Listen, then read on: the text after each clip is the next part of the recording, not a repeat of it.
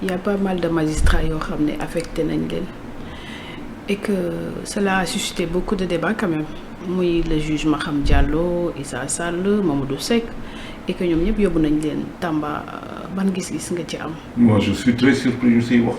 ñu siy wax on élit des gens en sachant très bien que quand ils vont venir ñu ñuy njëkk a def quand même ils vont enlever ceux qui sont là. teg seen nit c'est normal. C'est normal. On ne va pas leur dire de faire avec les autres, ils vont faire avec nous, c'est niti. Nous savons très bien quel était le problème que Ousmane Sonko avait avec ces magistrats-là. On peut dire tout ce qu'on veut, mais c'est normal qu'ils les enlèvent de là. Et qu'ils les affectent à Tamba, nous me s'y metti. Moi, Tamba, vous stigmatisé. Ah oui, ça me pose un problème. Parce que notre Tamba, Sénégal, le Bok. C'est une belle ville qui a un énorme potentiel.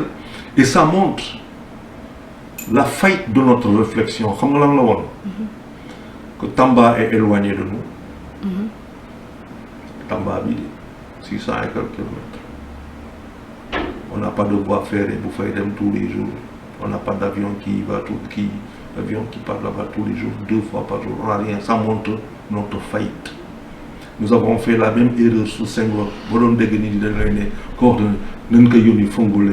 Stigmatiser Kédougou.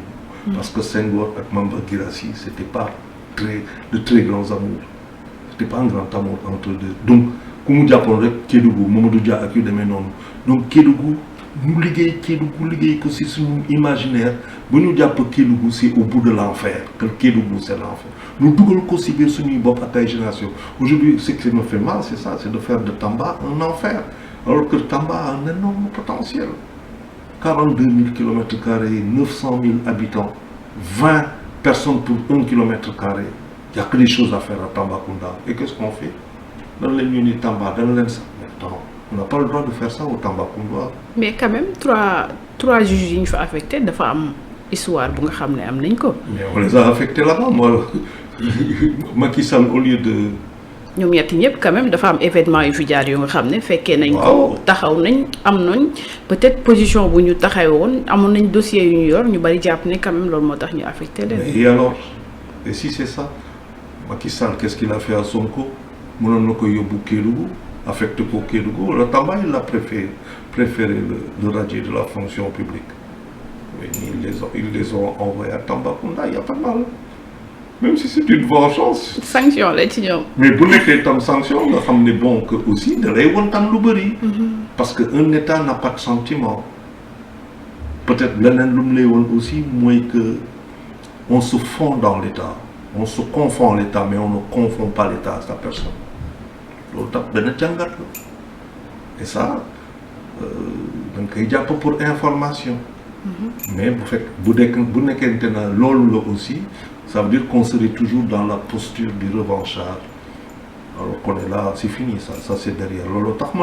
Quand l'autre parle du passé, il faut dépasser ces questions-là. 2021, c'est terrible. 2022, 2023, juin, c'est terrible. Il y a des morts et tout. Mais ils sont morts pourquoi? Pour qu'on n'avance pas. Je pense qu'il faut avancer. jàngat yi nit ñi di wax du bokk ak sa bos xanaa yow lan nga jàngatee quand même situation bi. Moi je suis pas dans un tronc commun de penser comme tout le monde hein. Je suis libre de penser différemment et j'en ai le droit. tey boo ñu doon jàngatal yow sa gis-gis par rapport ak ñoom seen affectation. Il y a aucun problème. C'est des fonctionnaires qui ont été affectés. Mais tout à l'heure da nga wax ni que da nga joxe benn exemple muy le cas de Sonko. Au lieu que nous affections, Macky Sall devait préférer radier. Oui, voilà. Donc Sonko les a affectés l'État les a affectés là-bas, à Tambacounda, qui est une très très très très belle ville. Tout mon problème, c'est de faire de Tambacounda un enfer. Bon, il faut l'y voir. D'accord. Il n'y a pas... Oui.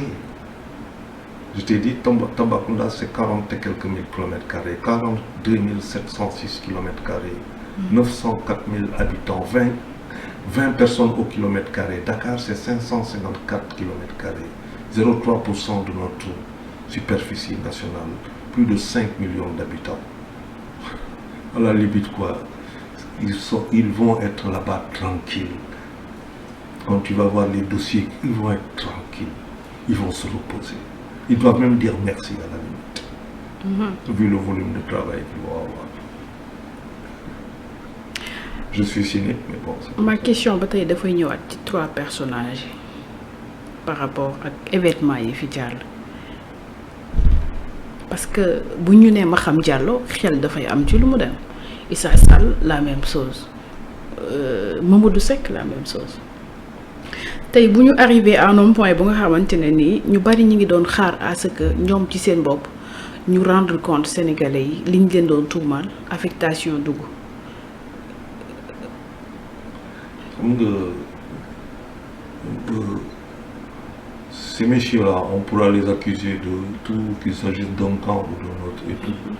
Mais dans les mots, c'était que nous sommes des amis. C'est-à-dire, l'État d'un corps à Kham. La femme ligue à Kham, on est beau sur ligue d'un Kham. Moi, je dis encore une fois, on les a affectés. Dans une ville où il y a 20 habitants au kilomètre carré. Qu'il va falloir développer, il va falloir voir faire. C'est pour ça pour moi la vraie question. Comment faire pour que nous nous de Tambacounda par train express. Nous si train nous parcourir les 500 ou les 600 km en maximum 4 heures de temps. Oui, ça pour moi ça m'intéresse. J'ai envie d'aller à Tambacounda, de ne pas rentrer dans un bus en sachant que Souma à Tambacounda. Ni le quoi parce que accident mon na fait ma jël avion mu yobuma Tambacounda 1 heure mu fekk ma wàcc Tamba loolu mooy les vrais débats ça on n'en parle pas par contre on va parler de 3 jours moi ça m'intéresse pas ce qui m'intéresse c'est que je puisse aller à Tamba et que le gars de Tambacounda vienne à Dakar. Pourquoi on parle pas de ça?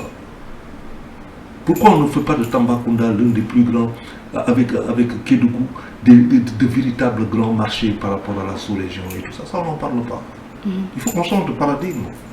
On les a affectés, point final. Mais le vrai débat aujourd'hui pour moi, c'est comment faire de Tamba une ville développée. D'accord. Nous allons rapidement avec le cas de la mère de Marième Faye Sall. Ci coowal suuf lañ koy dégg moom ak Adama Faye par rapport à convocation bi dem nañ bay wax sax ne dem nañ këram ngir teewlu ko vu que mënul déplacé wu une vieille dame boo xam ne jël na âge quand même dem bañ koy fekki ci ñu koy tudd ci coowal suuf parce que c'est la mère de Marième Faye Sall goxu Macky Sall la woon ban jàngat ngay def ci loolu. Le nombre de personnes de 75 ans 80 ans convoquées au tribunal dañ ko xam. bosom moo gën a siiw maintenant nag dem nañu ba si moom. mu gën a siiw parce que goro la ci Macky Sall et c'est la mère de Marième Faye. waaw dafa am loo xamante ne bon on peut reconnaître que c'est une démarche humaine vis-à-vis de quelqu'un d'un certain âge mais du ma bett ñu dem tribunal fekk fa ñu am 75 ans ñu fay nekk foofu ñu leen di entendre. Je pense que moi je refuse de rentrer dans ces débats-là quoi. Ce qui est important que je retiens, c'est